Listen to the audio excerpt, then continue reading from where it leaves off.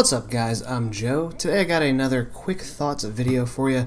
This is a sort of series I have where I just catch up on some recent music that I either intended to review and didn't get to for one reason or another, or they're just things that I didn't think I would have enough to say for a full video, or otherwise stuff that I may have missed at the time and then have recently been listening to. You know, anything really goes here. So let's get right into it.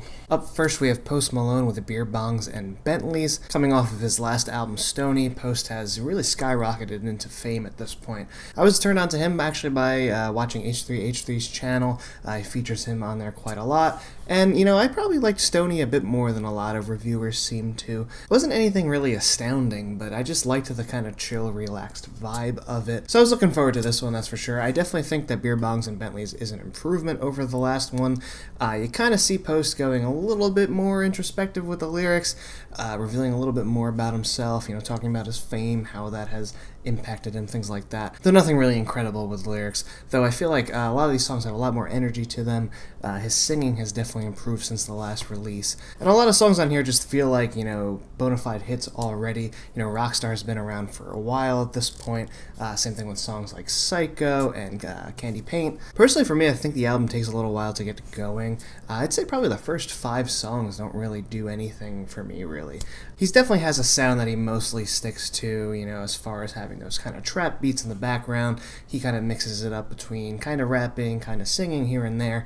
But these first 5 songs, and I know a lot of people like the opening track, Paranoid, but I feel like the album really gets going at Rockstar, and then from that point forward, it really just is, you know, pretty great. I really like a song like Over Now, which, you know, here's Post getting a little bit more aggressive, a little bit more into the delivery, it feels like. I'm also a fan of Ball For Me, which features Nicki Minaj on here. I like those funky, weird, you know, keyboard parts that are driving the song along. I think it's kind of unique for, you know, amongst the sound of the album. And I'm also a fan of the acoustic-driven Stay, which has a pretty nice atmosphere. Again, kind of changing up the sound of the album, but nonetheless, you know, hits like Psycho and Rockstar and Candy Paint just have really nice beats to them, nice feel to it overall. And Better Now is a good one as well, it just has a really solid melody to it. Yeah, so overall I enjoyed the album. Like I said, it does take a little while to get started, and it could have been cut down. I mean, there are 18 tracks on here. But regardless, for me, I think this album is a good 3.5 out of 5. Up next we have Breaking Benjamin with the album Ember. Breaking Benjamin, it's a band that I do enjoy, but I feel like I only ever really like, you know, a few songs here and there from every album. As I said in one of my track review videos, they're a band that have a very specific formula that they pretty much mostly stick to. What I do like about Ember is how heavy it is, definitely, you know, infusing that sort of typical formula they have, a little bit more energy, a little bit more darkness, and just heavier riffs overall. I was immediately drawn to the single Red Cold River. It just has an immense drive to it, as well as these explosive guitar-driven moments. Psycho is another song that stands out to me. It has a nice kind of dark, gritty feel to the riff, as well as a nice drive to it. Kind of reminds me of Chevelle. And then it goes into this big, epic, you know, kind of spacey chorus, you know, where Benjamin Burley really soars on the vocal delivery. Which, as far as the vocals, that kind of detracts from the album a little bit. There are some instances here where it seems like there's some auto-tune or otherwise just some weird effects on the vocals, and I'm not the biggest fan of where his screams are at right now.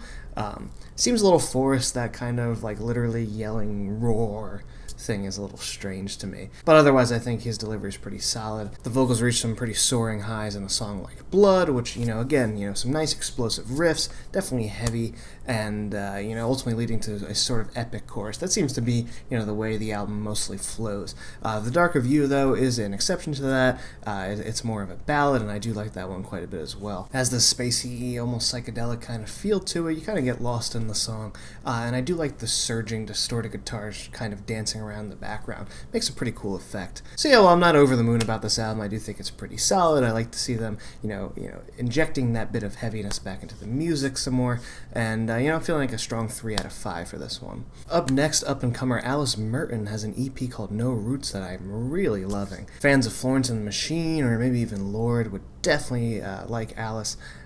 I'm really looking forward to her album, which I think is coming out later this fall. She really encapsulates that kind of Florence and the Machine sound, that sort of Baroque pop meets alternative rock. And some of these songs maybe even focusing a little bit more on the rock. There's definitely, you know, prominent guitar on these songs. that add nice textures to the music overall, as do other instruments, such as there's a lot of piano in some of these songs, or maybe even a little bit, kind of sparse electronics throughout, which are used in pretty cool ways. The opening track, No Roots, just a fantastic song. It should be like a massive hit.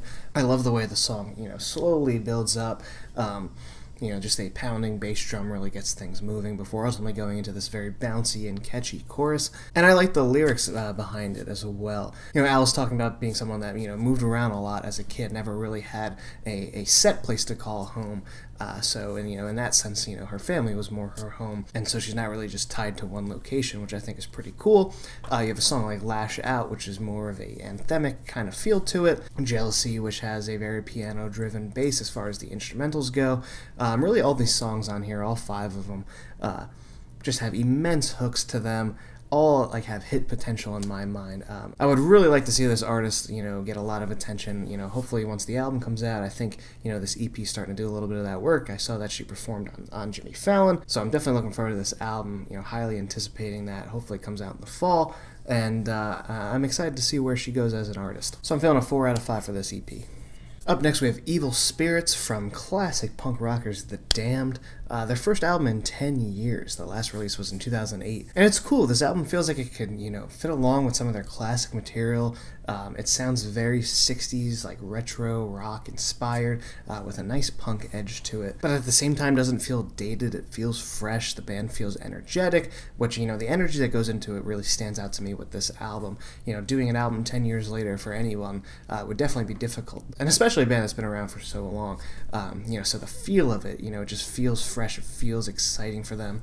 So I'm definitely into that overall vibe that it has. Dave Van And's vocals on this album, very Jim Morrison-esque, or otherwise, maybe even Bowie or Iggy Pop, that kind of feel to the sound overall. The songs have this, like I said, very 60s feel to them, channeling the Doors a lot of the time. There are a lot of classic sounding keyboards in the background here, but nonetheless it has that punk rock edge. A standout for me is the song Look Left, which just has such a great vocal melody to it. The swirling instrumentals in the background create this very psychedelic Doors-esque feel to it. And there's fantastic bass guitar work, towards the end of the song, and that's something that's prevalent throughout the album as well. If you're listening into the bass, some really great lines going on. The closer, I Don't Care, starts as this sort of, Sinatra-like piano ballad, I guess, before ultimately exploding into just so much instrumentation, just these swirling strings and trumpets and guitar patterns. It just makes for a really great closing track. And the title track, Evil Spirits, is a great one as well. It has almost this Latin-infused drumming. It goes back and forth between that kind of feel and a straight-ahead punk rocker. Some really great guitar work on here. Again, just a lot of great melody that is boosted up by these insane backing vocals. Overall, just a really solid, enjoyable album. So I'm feeling a 3.5 out of 5 for this one. Up next, we have Pennywise with Never Gonna Die, 90s punk rockers. One that surprised me in a good way. I hadn't really followed with their recent material. Their band I saw on tour with Bad Religion and The Offspring a couple years ago, so I'd only really, dove into their first couple records, but this one holds up really well. Just a lot of great, straight ahead, fun punk rock energy. Has the speed of hardcore punk, but nonetheless packing a lot of melody, a lot of memorable, catchy songs on here. Big standout for me is Live While You Can. It just has such an urgency and intensity to it. Really just a great one to throw on and just, rock out to. And while there's not a lot of diversity in the sound on this album, I feel like this is a band where you don't really need that. Just a lot of great punk songs, as I said, a lot of energy, but also a lot of catchy, memorable moments as well. So I'm feeling a 3.5 out of 5 for this one. And finally for this one, we have Power Trip with Opening Fire. It's a collection of unreleased songs from 2008 to 2014. I'm a big fan of Power Trip's last album, Nightmare Logic. It was, easily in my top 10 last year. I'm trying to remember where. I think it was 5 or something like that. But yeah, you have a great collection here of just, awesome thrash music. The band obviously influenced by bands such as Slayer or Death or bands like that. That album, Nightmare Logic, great riffs, great intensity in the songs, but also, a lot of memorable moments. Executioner's Tax, just had such a great hook to it as well. And with this one, it's cool to hear some of the band's earlier work. Some of these songs are more polished than others, but it's cool to hear those ones that are rough around the edges a little bit. A song like Questions is just a minute long, but it's just like in your face, nice groove to it, really heavy riffs and great intensity. Armageddon Blues is a standout as well. Again, just, bringing all that energy to the table. So yeah, while not like a proper studio album or anything, it's been a fun listen. So I'm feeling a 3.5 out of 5 for this one as well. So yeah, thanks for tuning in. Let me know what you think of any of these albums in the comments below. As always, thank you so much for watching. Don't forget to subscribe, and I'll see you all next time.